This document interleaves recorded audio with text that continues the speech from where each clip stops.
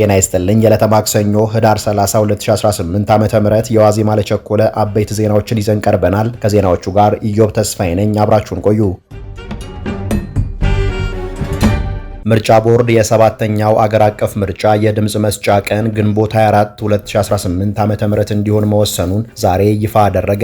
የምርጫ ተወዳዳሪ እጩዎች ምዝገባ ከጥር 1 እስከ የካቲት 1 እንዲሁም የመራጮች ምዝገባ ከየካቲት 7 እስከ መጋቢት 7 እንደሚካሄድ ቦርዱ ዛሬ ይፋ ባደረገው የመጨረሻ የጊዜ ሰሌዳ ላይ የሰፈረ ሲሆን በቴክኖሎጂ በመታገዝ ራሳቸውን በመራጭነት የሚመዘግቡ ድምጽ ሰጪዎች ግን ከጥር 15 እስከ መጋቢት 27 ባሉት ጊዜያት መመዝገብ እንደሚችሉ ተገልጧል። ለምርጫ ተወዳዳሪዎች የምርጫ ቅስቀሳ ማድረጊያ ከጥር 1 እስከ ግንቦት 19 ያለው ጊዜ ተይዟል። በምርጫ ክልሎች ደረጃ ጊዜያዊ የምርጫ ውጤት የሚገለጸው ድምጽ ከተሰጠበት ማግስት ጀምሮ እስከ ግንቦት 29 ድረስ ባሉት 5 ተከታታይ ቀናት ሲሆን ቦርዱ ያጸደቀውን የመጨረሻውን የምርጫ ውጤት ይፋ የሚያደርገው ሰኔ 4 ቀን እንደሆነ የጊዜ ሰሌዳው ያመለክታል። አገር አቀፉን ምርጫ ለማካሄድ አስቻይ ሁኔታዎች በአገሪቱ አሉ ወይስ የሉም የሚለው ጉዳይ በሂደት ላይ በደረጃ የተገመገመ ውሳኔ የሚያገኝ እንጂ አሁን ሊታወቅ የሚችል ጉዳይ እንዳልሆነ የቦርዱ ሰብሳቢ ሜላትወርቅ ኃይሉ ዛሬ ይህንኑ የመጨረሻ የምርጫ የጊዜ ሰሌዳ አስመልክተው በሰጡት መግለጫ ላይ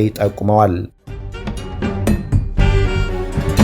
የብሔራዊ ምርጫ ቦርድ ሰብሳቢ ሜላትወርቅ ኃይሉ የህወሓትን ህጋዊ ሰውነት ለመመለስ ከህወሓት ጋር የተጀመረ ምንም አይነት ውይይት እንደሌለ የሰባተኛውን አገራዊ ምርጫ የጊዜ ሰሌዳ ዛሬ ይፋ ባደረጉበት ጋዜጣዊ መግለጫ ላይ አስታውቀዋል። ሜላትወርቅ የህወሓት ህጋዊ ፈቃድ መሰረዝ በፖለቲካዊ መንገድ ከታየ በፖለቲከኞች መካከል የሚፈታ እንጂ ቦርዱን የሚመለከት ጉዳይ እንዳልሆነ ተናግረዋል። የህወሓት ማዕከላዊ ኮሚቴ በቅርቡ ባወጣው መግለጫ ህወሓት የማይሳተፍበት ምርጫ ትግራይ ውስጥ ሊካሄድ አይችልም በማለት ፌዴራል መንግስቱ በፖለቲካዊ ውሳኔ የህወሓትን ህጋዊ ሰውነት እንዲመልስ በድጋሚ መጠየቁ አይዘነጋም። ሜላትወርቅ የትግራይና አማራ ክልሎች የይገባኛል ጥያቄ ባለባቸው ወልቃይትና ሁመራ ስላለው የምርጫ ጣቢያዎች አወቃቀር ለቀረበላቸው ጥያቄ የምርጫ ጣቢያዎች ልየታ ገና በሂደት ላይ መሆኑንና በእነዚህና መሰል ጥያቄዎች በሚነሱባቸው ሌሎች አካባቢዎች ጥር 20 ቀን በአገር አቀፍ ደረጃ የምርጫ ጣቢያዎች ይፋ በሚደረጉበት ጊዜ እንደሚገለጽ ተናግረዋል።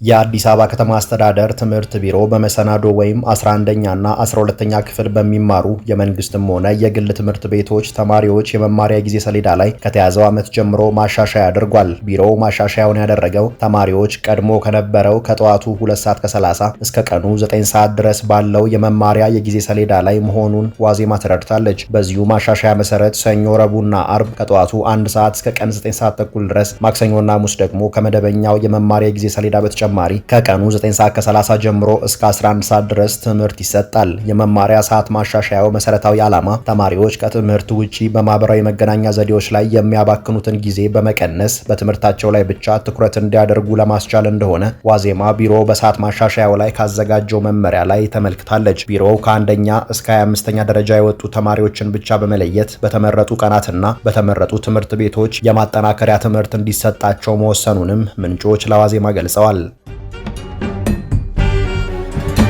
በአማራ ክልል የጎንደር ከተማ ኮሚኒኬሽን ጽህፈት ቤት በከተማዋ ላለፉት ጥቂት ዓመታት ተጥሎ የቆየው የሰዓት እላፊ ገደብ መነሳቱን ዛሬ በማህበራዊ ትስስር ገጹ ባሰራጨው መረጃ አስታውቋል። የሰዓት እላፊ ገደቡ የተነሳው የከተማዋ ጸጥታ ሁኔታ በመሻሻሉና አስተማማኝ ሰላም በመስፈኑ እንደሆነ ጽህፈት ቤቱ ገልጧል። በአሁኑ ወቅት የከተማዋ ነዋሪዎች ያለምንም የጸጥታ ስጋት 24 ሰዓት መንቀሳቀስ የሚችሉበት ሁኔታ ተፈጥሯል ያለው ጽህፈት ቤቱ የማታ የትራንስፖርት አገልግሎት የሚሰጡ ባለሶስት እግር ተሽከርካሪዎችን ጨምሮ ሌሎች ተሽከርካሪዎች 24 ሰዓት መንቀሳቀስ ይችላሉ ብሏል። ጽህፈት ቤቱ በመጪው ጥር ወር በከተማዋ ለሚከበረው የኢትዮጵያ ኦርቶዶክስ ቤተክርስቲያን የጥምቀት በዓል ለመታደም ከተለያዩ የአገሪቱ ክፍሎች ወደ ከተማዋ የሚገቡ እንግዶችን ለመቀበል ዝግጅት እየተደረገ መሆኑን ጨምሮ አስረድቷል። በከተማዋ የሰዓት እላፊ ገደብ የተጣለው በመንግስት ኃይሎችና በፋኖ ታጣቂዎች መካከል በአካባቢው ይካሄዱ በነበሩ ግጭቶችና በከተማዋ ከተበራከቱ የወንጀል ድርጊቶች ጋር በተያያዘ ነበር።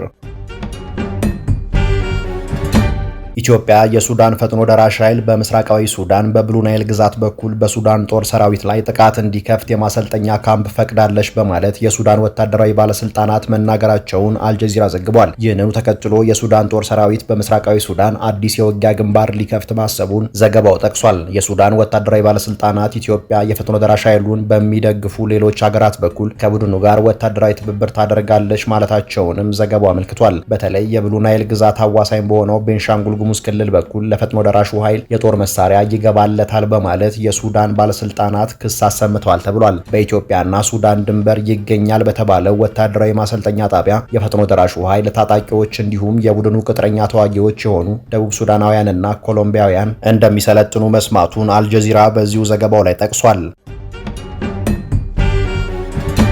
የግብጽ መንግስት በቅርቡ ሴቶችንና ፈቃድ ያላቸውን ጨምሮ ከ150 በላይ ኤርትራውያን ስደተኞችን ይፋዊ ምክንያት ሳይገልጽ በኤርትራ ኤምባሲ በኩል ማባረሩን በአገሪቱ ውስጥ የሚኖሩ ኤርትራውያን እንደነገሩት ጠቅሶ ቢቢሲ ትግርኛ ዘግቧል። ኤርትራውያኑ የሚባረሩት ከካይሮና አካባቢዋ በማስወጣት በተለያዩ እስር ቤቶች ለወራት እንዲታሰሩ ከተደረጉ በኋላ መሆኑን መስማቱን ዘገባው ጠቅሷል። ኤርትራውያን ስደተኞች ከአገሬው በተለየ የሚከተሉት የአለባበስ ዘይቤ፣ የአልኮል መጠጥና የቡድን ጸብ በግብፃውያን ዘንድ ቅሬታ መፍጠሩን ካይሮ ውስጥ የሚገኙ ኤርትራውያን እንደገለጹም የዜና ምንጩ ጠቅሷል። ስደተኞቹ ካይሮ ወደሚገኘው የኤርትራ ኤምባሲ ከተወሰዱ በኋላ ወደ ሀገራቸው እንዲመለሱ እንዲስማሙና ፈቃደኛ ካልሆኑ ያለምንም ፍርድ በእስር ላይ እንዲቆዩ ይደረጋሉ ተብሏል። ሆኖም የኤርትራ ኤምባሲ ህጋዊ የስደተኝነት ምዝገባ ወረቀት ያላቸው ስደተኞች ወደ ሀገራቸው እንዲመለሱ እስካሁን እንዳላስገደደም ዘገባው አመልክቷል።